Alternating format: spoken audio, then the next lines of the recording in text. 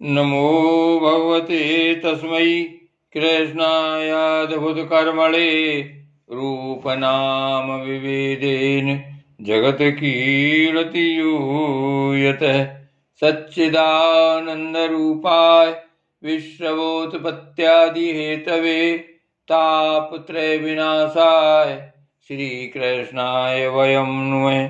श्रीकृष्णाय वयं नुमः।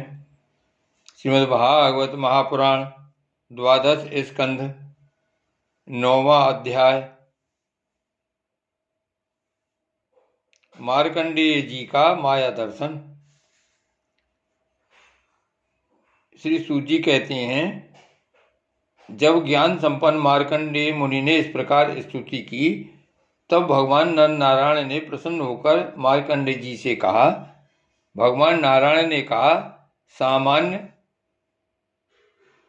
सामान्य ब्रह्म ऋषि शिरोमणि, तुम चित्त की एकाग्रता, तपस्या, स्वाध्याय, संयम और मेरी अनन्य भक्ति से सिद्ध हो गए हो।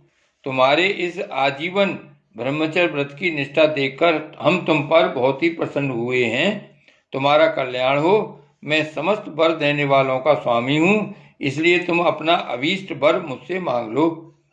मार्कंडेय मुनि ने कहा, देव देवेश, शरणागत भयहारी अच्युत, आपकी जय हो। हमारे लिए बस इतना ही वर पर्याप्त है कि आपने कृपा करके अपने मनोहर स्वरूप का दर्शन कराया। ब्रह्मा शंकर आदि देवगण योग साधना के द्वारा एकाग्र हुए मन से ही आपके परम सुंदर श्री चरण कमलों का दर्शन प्राप्त करके कृतार्थ हो गए हैं। आज उन्हीं आपने मेरे नेत्रों के सामने प्रकट होकर मुझे धन्य बनाया है। पवित्र कीर्ति महानुभावों के श्रोमणि कमल नयन, फिर भी आपकी आज्ञा के अनुसार मैं आपसे वर मांगता हूँ। मैं आपकी वह माया देखना चाहता हूँ जिससे मोहित होकर सभी लोक और लोकपाल अद्वितीय वस्तु ब्रह्म में अनेकों प्रकार के भेद विभेद देखने लगते हैं।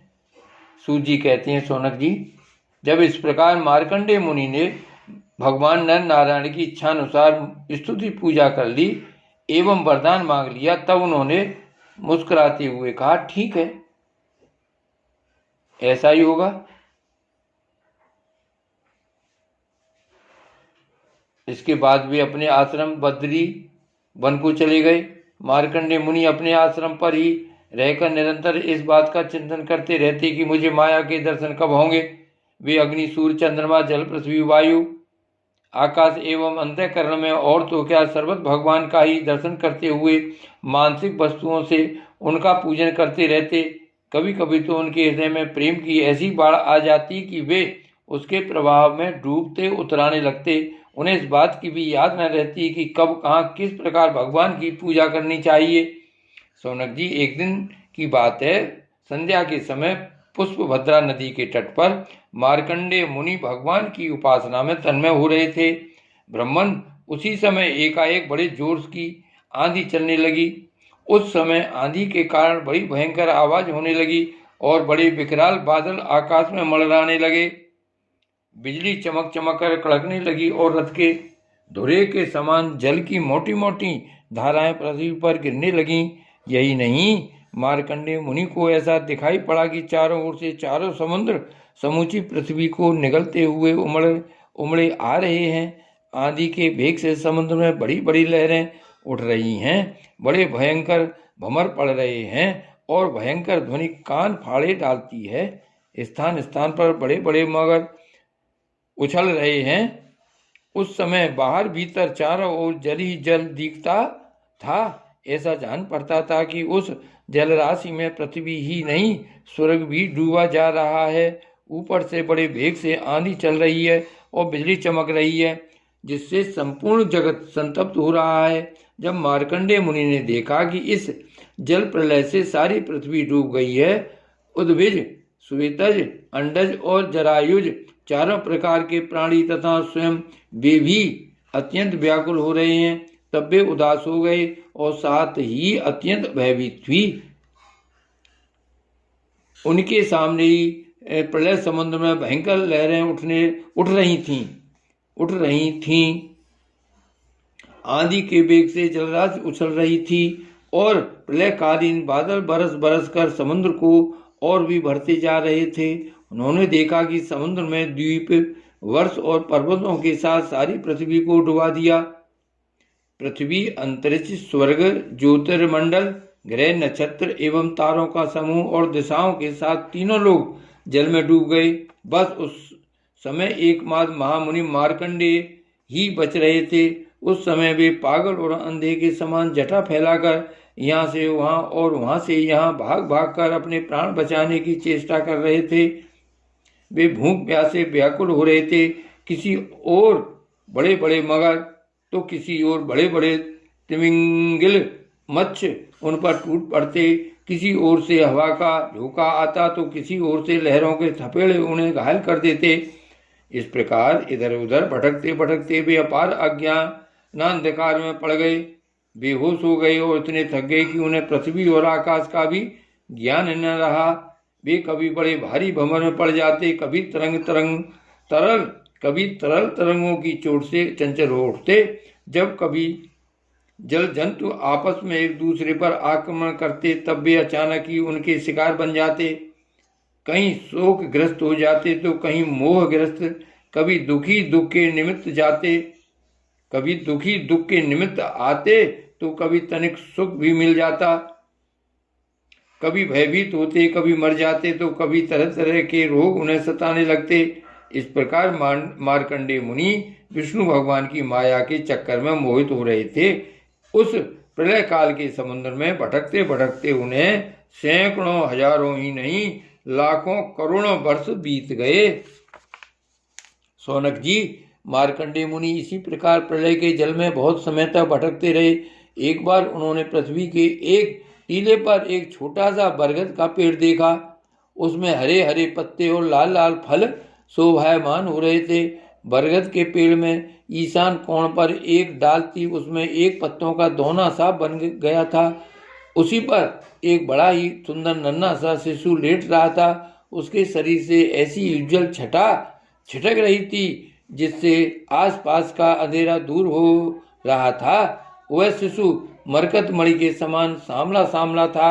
मुख कमल पर सारा सौंदर्य फूटा पड़ता था। गर्दन शंख के समान उतार चढ़ाव वाली थी। छाती चौड़ी थी, तोते की चोंच के समान सुंदर नासिका और भौहें बड़ी मनोहर थीं। काली काली घुंघराली अलकें कपोलों पर लटक रही थीं और श्वास लगने से कभी कभी हिल भी जाती थीं।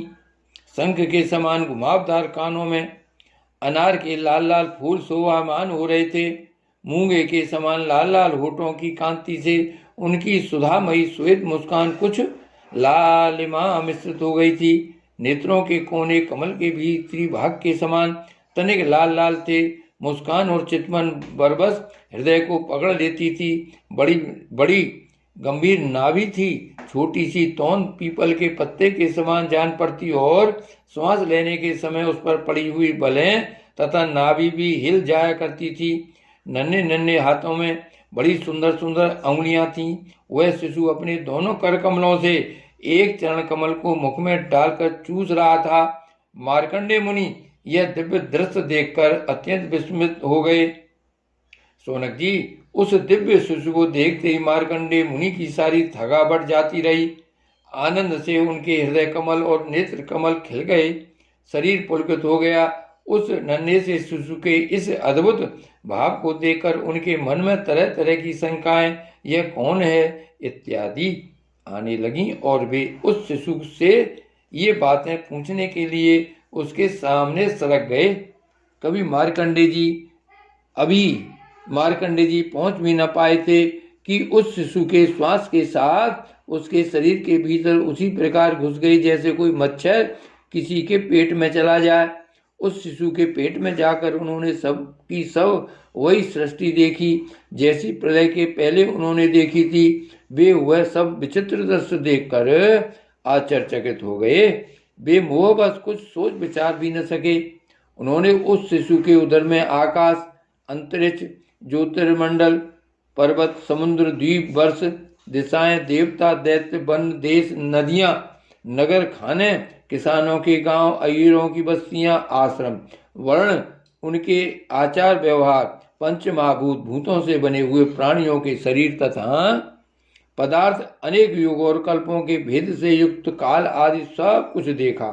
केवल इतना ही नहीं, जिन देशों, वस्तुओं और कालों के द्वारा जगत का व्यवहार संपन्न होता है, वह सब कुछ वहां विद्यमान था। कहाँ तक कहें, ये संपूर्ण विश्व न होने पर भी वहां सत्य के समान प्रतीत होते देखा।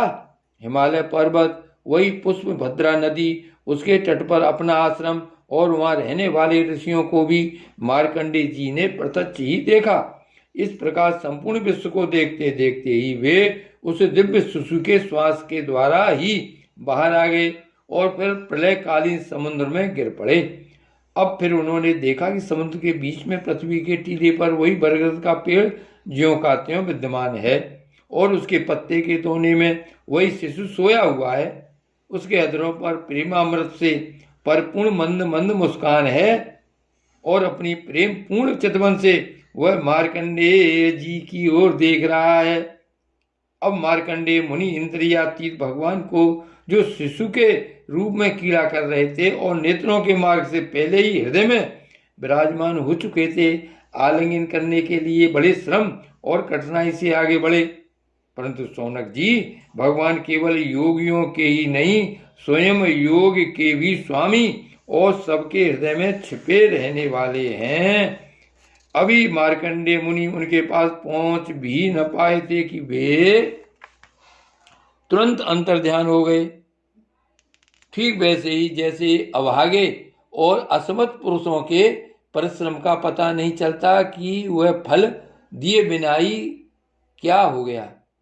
शौनक जी, उस शिशु के अंतर्ध्यान होते ही वह बरगद का वृक्ष तथा प्रलयकालीन दृश्य एवं जल भी तत्काल लीन हो गया और मार्कंडेय मुनि ने देखा कि मैं तो पहले के समान ही अपने आश्रम में बैठा हुआ हूँ। श्री भागवत भगवान की जय। श्री वल्लभाधीश की जय। श्री मार्कंडेय मुनि की जय। श्री गोवर्धन नाथ की जय।